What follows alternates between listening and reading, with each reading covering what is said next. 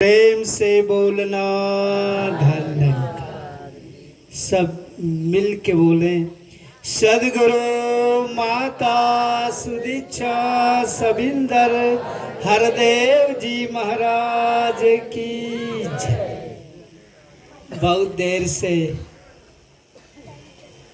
इस कार्यक्रम में आप शामिल होकर के वर और वधू को भरपूर आशीर्वाद दे रहे थे। हमारे बीच में मऊ से चल करके पूज्य महात्मा सुरेंद्र जी, राधेश्याम रसिया जी और गंगा उस पार से भी हमारे बीच में उदय प्रताप जी, वेद बिहारी पोखरा साध संगत से हमारे बीच में मौजूद कुशल संचालक के रूप में चंद्रदेव जी और गाजीपुर संगत देवकटिया से भी और साथ संगत, आप सभी का हार्दिक स्वागत है। आज तिलकोत्सव में आप सब शामिल होकर के भरपूर आशीर्वाद दे रहे हैं। ऐसा सुंदर ये अवसर मिला आज गुरु के चरणों में। ये जो निराकार प्रभु परमात्मा, इसको जान लेने के बाद हमारे मन में सुंदर भावना प्रकट होती है और मन के अंदर एक आनंद का भाव भी प्रकट होता है। आज खुशी का माहौल है, सभी नाच गा रहे हैं तिलकोत्सव में। तो आज हमें वर और वधू को, जहाँ पर दो दिलों का मिलन 24 तारीख को होगा, 24 फरवरी को, तो वर और वधू को भरपूर आशीर्वाद देना है। ये मिलन तन की शादी, मन के ओले रूह का संबंध है। शादी तो 24 तारीख को होगी तो तन की शादी होगी, लेकिन संबंध जो बना है वो रूह का संबंध है। रूह, आत्मा, ये आत्मा प्रभु परमात्मा का अंश है। एक बार कुछ सखी मिल बैठ करके पति की चर्चा कर रही थी, अपने अपने पति का बखान कर रही थी। तो उसमें एक बहन ने अपने बहन से कहा, पड़ोसिन से कहा, सखी से कहा, कहूँ रे सखी एक बात कहूँ, कहाँ खसम ठहरायो जी। वो बहन करे है कि खसम माने पति, तुम्हारा पति कहाँ रहता है। वो बहन ने जवाब दिया, कहूँ रे सखी एक बात कहूँ, कहाँ खसम ठहरायो जी। आकाश में दुल्हा पताल में दुल्हन, कैसे कछोह मिटायो जी। प्यार से कहना धन्य। कहा कि आकाश में दुल्हा है और पताल में दुल्हन है। तो सखी ने कहा कि जब आकाश में दुल्हा है, पताल में दुल्हन है, तो कैसे कछोह मिटायो जी। प्रेम कैसे होगा, प्रेम कैसे होगा। 24 तारीख को दो दिलों का मिलन होगा। नजदीक है फिर भी फासले, दूरियां, दिलों में तो भी दूरियां हैं, लेकिन इस दिल के दूरियां को मिटाने के लिए, नजदीक में लाने के लिए कोई मीडिएटर होगा, कोई अगुवा होगा। तो दोनों दिलों का मिलन होगा। अब विचार करो कि आकाश में दुल्हा पताल में दुल्हन, मिलन कैसे होगा।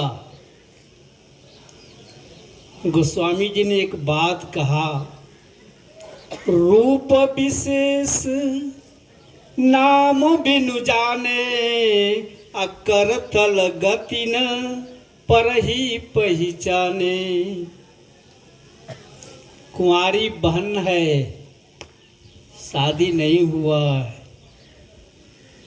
अब उसके जीवन में खुशी लाना है, उसके जीवन में आनंद लाना है, तो किसी पति की जरूरत होगी। अगर किसी ने कह दिया बहन जी तुम्हारे पति का नाम रमेश, रमेश के नाम का उच्चारण करो, जीवन में आनंद आएगा। वो बहन रात दिन रमेश के नाम का उच्चारण किया, जीवन में आनंद नहीं मिला। तो बहन ने कहा उस मीडिएटर से, उस इंसान से, उस बहन से, मुझे पति की जरूरत है। पति मिलेगा तब जीवन में आनंद आएगा। हौसा संगत, इस जीवात्मा का पति परमात्मा मिलेगा तब इसको आनंद मिलेगा। तो उस बात को गोस्वामी जी कह रहे हैं कि इंसान उसको रटता जा रहा, राम राम कह आयु बीती, राम समझ में आया ना। नाम का उच्चारण हो रहा, नाम के उच्चारण से जीवन में आनंद नहीं है। प्यास लगी है, कहो पानी पानी, वाटर वाटर, प्यास नहीं बुझेगी, पानी चाहिए।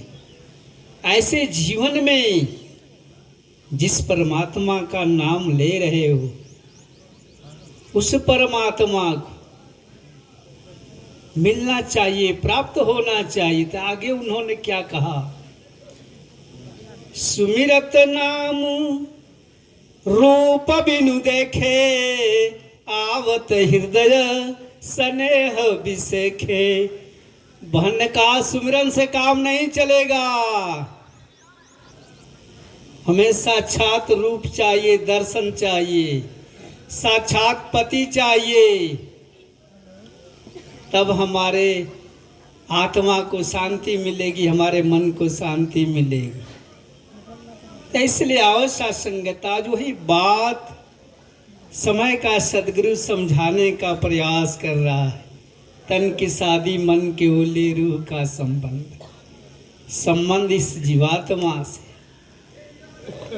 खुशी का माहौल है। एक बार परछावन हो रहा था, 24 तारीख को बहन श्री कुमारी जी अपने लड़के आलोक जी का परछावन करेंगी। रथ पर बैठेंगे, दुल्हा बन करके आलोक जी रथ पर बैठेंगे, सज धज करके। तो जिस परछावन में सुमंगल गीत होगी, एक बार एक जमाने में परछावन हुआ, तो परछावन के बाद घोड़ा, जिस घोड़े पर बैठ करके दुल्हा अपने ससुराल जाता है, ससुराल जाता है, वहां शादी की रस्में अदा होती। लेकिन समय बदला, परिवर्तन हुआ, लेकिन मन के अंदर एक रुसुम है, रुसुम है। क्या रुसुम है? परछावन होने के बाद जब वो गाड़ी कार सामने आ गई, उसमें दुल्हा बैठ गया, परछावन हो गया, तो दुल्हे की माँ एक थाली भिगोया हुआ चना लेकर के आ गई और गाड़ी के सामने रख दिया। तो गाड़ी का ड्राइवर ने पूछा, बहन जी ये गाड़ी के सामने भिगोया हुआ चना आपने क्यों डाल दिया, क्यों रख दिया? कहा रुसुम है, पुरानी परंपरा है, एक रुसुम है। खाल जाई साग पात रहल जाई सादा, आ काम करल जी है जो निभे बापू दादा। प्यार से कहना धन निरंकार जी। बाप दादाओं की बात वो बताने लगी कि जब दुल्हा जब घोड़े पर बैठ जाता था ससुराल के लिए, तैयारी में हो जाता था तो घोड़ा के सामने चना रखा जाता था कि घोड़ा चना खा करके दुल्हा को लेकर के जाएगा। तो वो ड्राइवर ने कहा, बहन जी ये गाड़ी चना नहीं खाएगी, ये गाड़ी पेट्रोल खाएगी, पेट्रोल खाएगी। प्यार से कहना धन्यकार। वो रसूम अदा कर रही, गाड़ी को पेट्रोल चाहिए। ये जीवन, इस जीवन को चलाने के लिए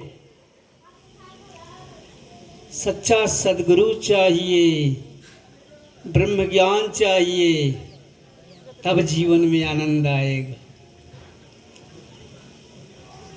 तो आज हमें वर और वधू को एक जीने का वास्तविक सलीका, क्योंकि 24 तारीख को गृहस्थ में बंधेंगे,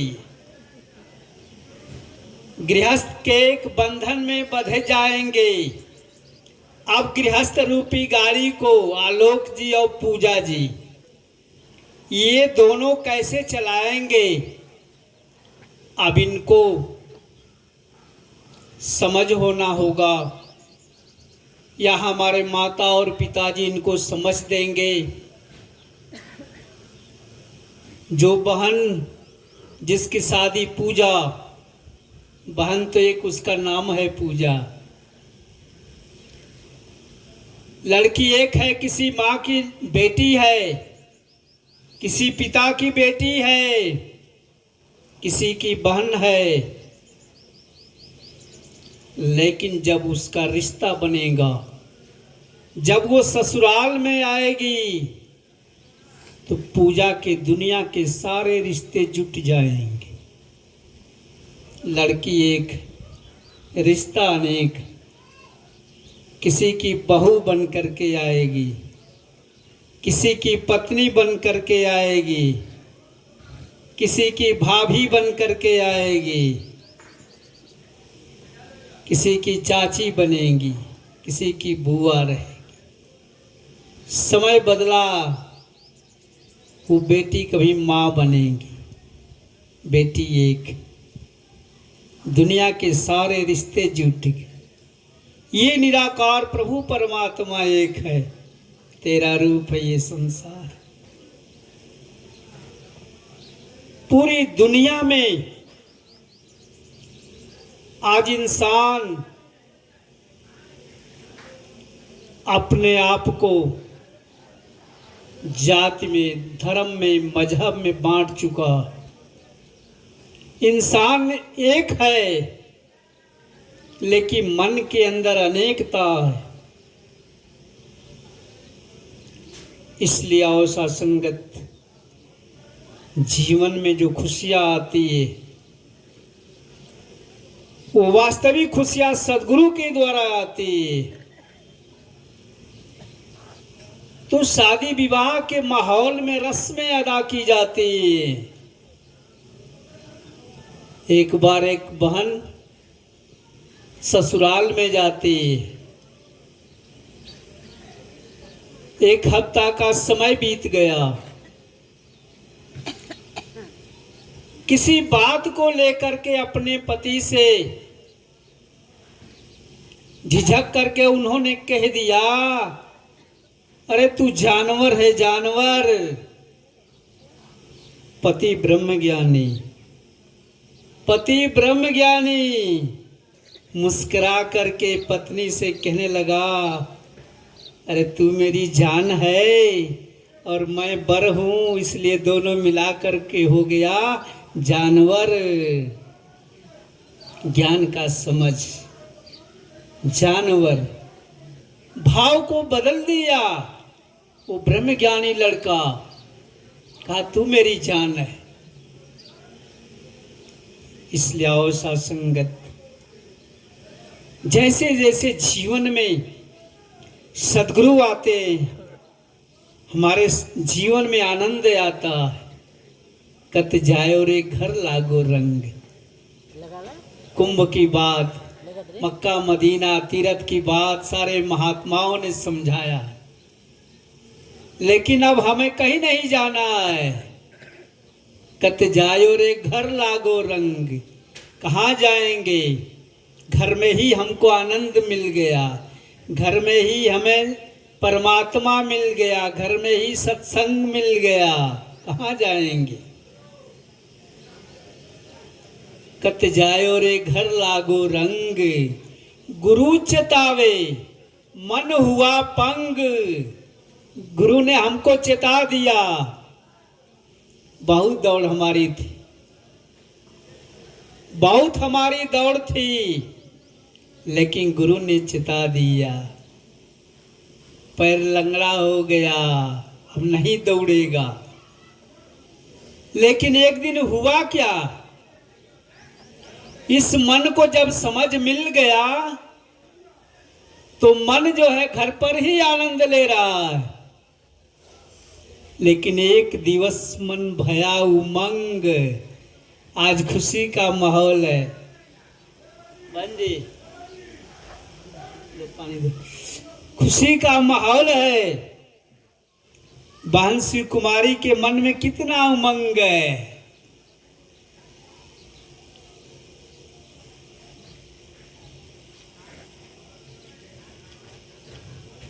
ऐसे ही मन को उमंग आ गया। एक दिवस मन भया उमंग, घस चंदन चोवा बहु सुगंध। पूजा की थाली सजा लिया, चंदन उसमें रख लिया, धूप रख लिया,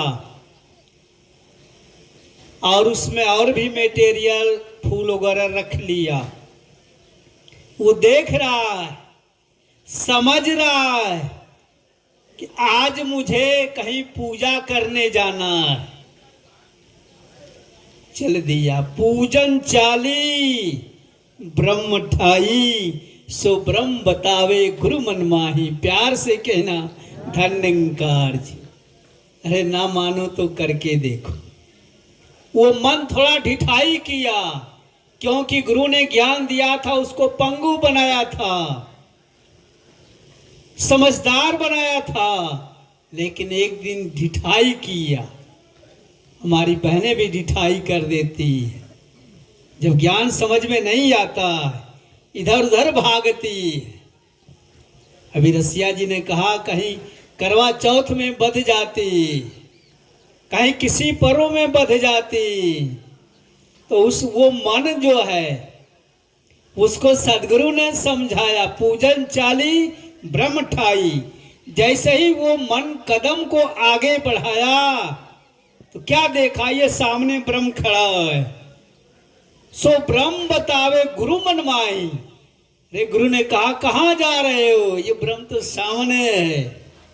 थाल सजाकर किसे पूजने, तुम चले हो मत वाले, कहाँ जा रहे हो? ये तो सामने ही ब्रह्म है। इसलिए आओ सत्संगत, हर वक्त में सदगुरु हमें समझाने का प्रयास किया। कोई भी धर्म शास्त्र उठा लो,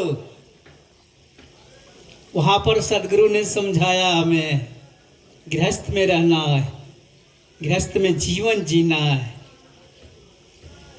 घर में सास को बहुत लालसा होती कि घर में बहू आ जा, बहुत लालसा होती, बहुत कामना होती कि हमें कुछ काम से फुर्सत मिले। घर में बहू आ गई तो सास ने चाबी कमर में लटका ली। कमर में सास ने चाबी को लटकाई। क्यों? जब घर में बहू आई। इसके पहले कमर में चाबी नहीं थी, लेकिन घर में बहू आ गई तो कहीं वो घर का ताला लगा रही है, कहीं उस घर का ताला लगा रही है। अरे मालकिन बनाओ, बहू को मालकिन बनाओ, कमर में चाबी मत लटकाओ। तवा रखते हैं, तवा रखते हैं कि हाथ न जले। अरे घर में बहू आ जाएगी तो तुम्हारा हाथ नहीं जलेगा। तो इसलिए साधु संगत हमें ऐसे रसूम को नहीं पूरा करना है जिससे समाज में हमें झुकना पड़े। एक बहू जैसे ही वो आती है अपने ससुराल में, शाम के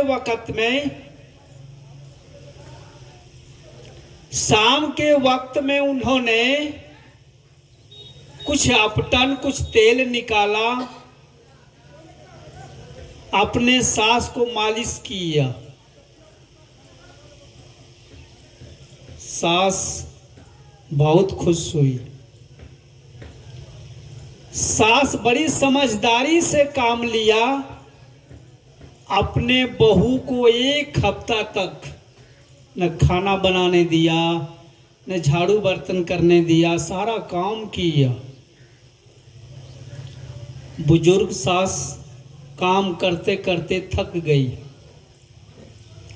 लेकिन सास जब काम करते करते थक गई तो बहू के मन में भाव आ गया। बहू ने सोचा ये हमारी सास अभी कुछ काम छोड़ करके सो गई, चुपके से उठती है, मार्केट जाती है, और वो बहू मार्केट से एक घंटी ले आती है। सास के गले में घंटी को बांध दिया।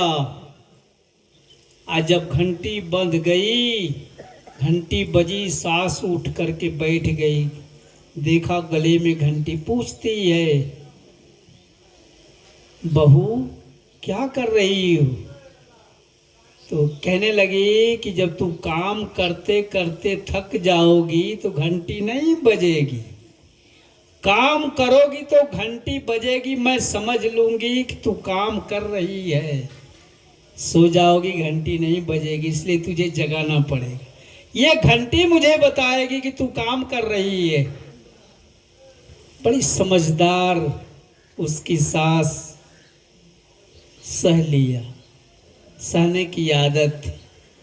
समय बीता, उसके बहू का भी लड़का पैदा हुआ, नौजवान हुआ, शादी हुई, घर में बहू आ गई। घर में बहू आ गई, तेल अपटन ले करके वो अपनी सास को मालिश किया। वहां से उठ करके दादी सास के यहाँ गई। दादी के हाथ पांव में तेल अपटन लगाया। इसके बाद जैसे ही उन्होंने सर में तेल डालने को हुआ, देखा गले में घंटी। पूछती है दादी माँ, ये गले में घंटी क्या है? क्यों गले में घंटी आपने बांधी है? कहा कि बहू, नातिन, हमारे परिवार का ये रसूम है कि जब घर में कोई बहू आती है तो अपने सास के गले में घंटी बांधती है, प्यार से कहना गले। तो कहा कि इस रसूम को मुझे भी निभाना पड़ेगा, ये रिश्ता, नहीं तो कहीं बदनामी होगी। खबर भेजवाती है अपने मायके में, अपने पिता के यहाँ। कहती है, पिताजी, अरे इस परिवार में कुछ रसूम चलता है। कहा कौन सा रसूम है? कि बहू घर में आती है तो सास के गले में घंटी बांधती है। तो आपने तो बहुत दान दहेज दिया है, तो यहाँ घंटी की जरूरत नहीं है, घंटा की जरूरत है। 2.5 kg का घंटा भेजवा दिया। घंटा घर में आ गया, तेल अपटन लगाया अपने सास को, और सास के गले में 2.5 kg का घंटा बांध दिया। सास का गर्दन झुक गया, गर्दन झुक गया। उसकी सास ने कहने लगी, बहू ये क्या कर रही हो? कहा माँ जी कुछ नहीं कर रही हूँ, इस परिवार का रसूम निभा रही हूँ। वो सास चरणों में गिर गई, झुक गई, क्षमा मांगने लगी। बहू तूने नजर दे दिया, बहू तूने मुझे समझ दे दिया। अब उसकी सास उठ करके अपनी सास के यहाँ जाती और बुजुर्ग सास के गले से घंटी खोलती है, चरणों में गिर जाती है, क्षमा मांगती, मुझे क्षमा कर दो, मैं समझ नहीं। तो ये नजर जो मिलता है, समझ जो मिलता है, इन ब्रह्मज्ञानी महात्माओं से मिलता है। इसलिए आओ साथ संगत, हमें जीवन में जो खुशियां मिली हुई है, जो आज मेहर हुआ है, ये दातार सदगुरु की कृपा से है। हमें जीवन में जो आनंद मिला, ऐसे ऐसे बच्चों को हमें समझ देना है, हमें समझाना है कि गृहस्थ में रह करके माता पिता की सेवा करनी है। 2-4 महीना बीत गए, एक नौजवान को समझ में बात नहीं आ रही है कि बहू की बात मानूं, अपनी पत्नी की बात मानूं, कि अपनी माँ की बात मानूं, कि पिता की बात मानूं। 3-4 महीना हो गया रिश्ता जुड़े हुए, घर में बहू आई हुई है, परिवार में तू मैं हो जाता है।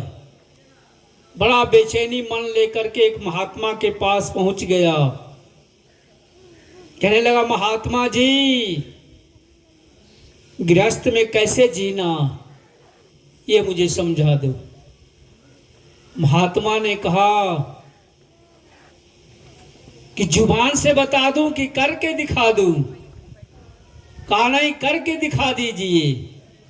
कहा यहां से 500 मीटर और आगे जाओ, एक झोपड़ी मिलेगी। उस झोपड़ी में एक बुजुर्ग इंसान, एक महात्मा होगा, और एक बुजुर्ग उसकी पत्नी होगी, वही समझाएंगे।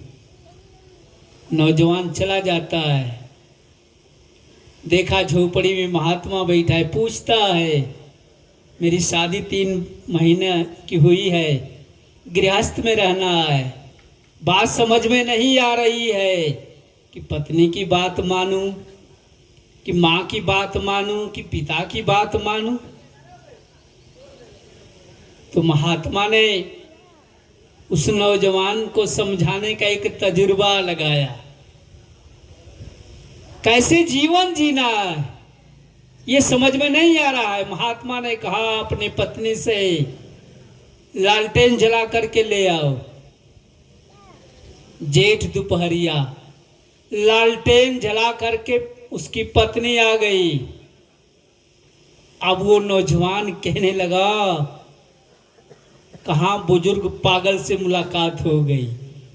बताओ, सूरज उदय है, जेठ दोपहरी है, पत्नी को कहा लालटेन लेकर के आओ। उसकी पत्नी लालटेन लेकर के आई, वो भी जला करके लेकर के आई। सूरज के सामने रोशनी उसकी फीका है। नौजवान झट से उठ गया, कहा अब मैं जा रहा हूं। महात्मा ने कहा प्रश्न का उत्तर लेते जाओ। कहा नहीं, मुझे अब उत्तर की जरूरत नहीं है। महात्मा ने उसकी कलाई पकड़ लिया, कहा बैठ, शरबत पी करके जा। अपनी पत्नी को हुक्म किया, थोड़ा शरबत बना करके ले आना। 2 कटोरा शरबत लेकर के आई। महात्मा तो 1 कटोरा शरबत पी गए।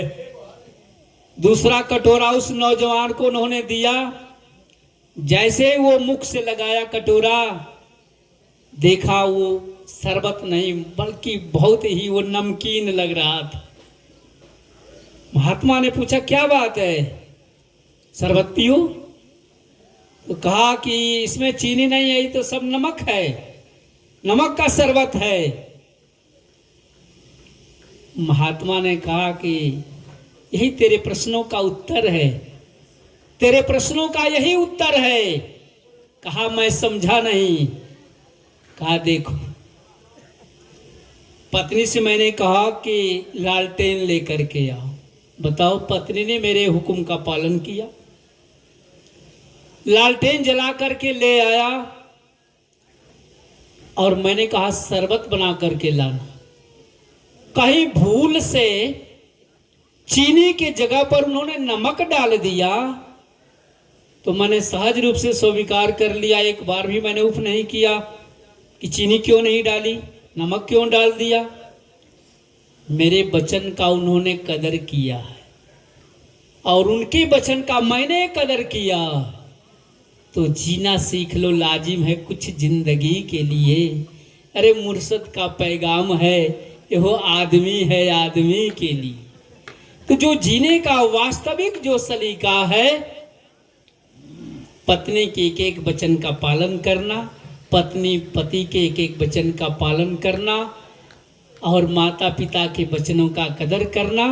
और सासंगत जी हमारी सासंगत माँ है, तो इनके भी वचन का हमें पालन करना है, एक एक वचन का सत्कार करना है। और सासंगत बात का हमें बतंगर नहीं बनाना है।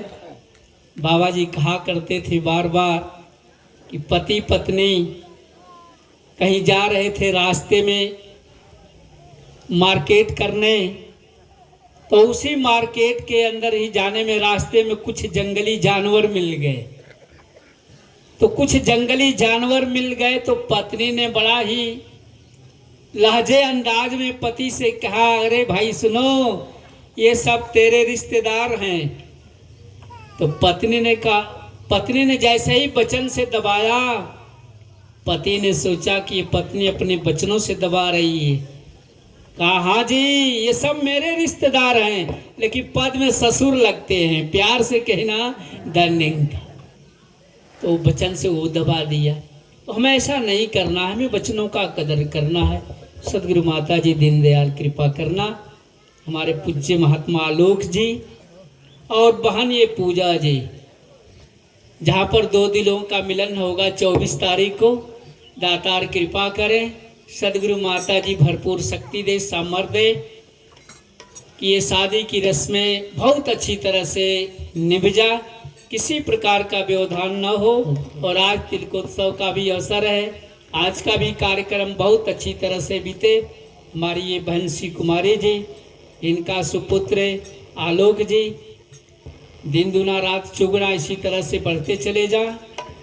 गांव घर देहात का रिश्तेदार का भी नाम रोशन करें। और इनके सर पर जो मौर जो चढ़ा है साथ संगत, ये बहुत ही सुंदर कामना भी माँ की रही होगी। वह सारी मनोकामनाएं सदगुरु के चरणों में पूरा हुआ। यही अरदास प्रार्थना है। बोलने में कहीं से त्रुटि होगी तो दास को क्षमा करेंगे।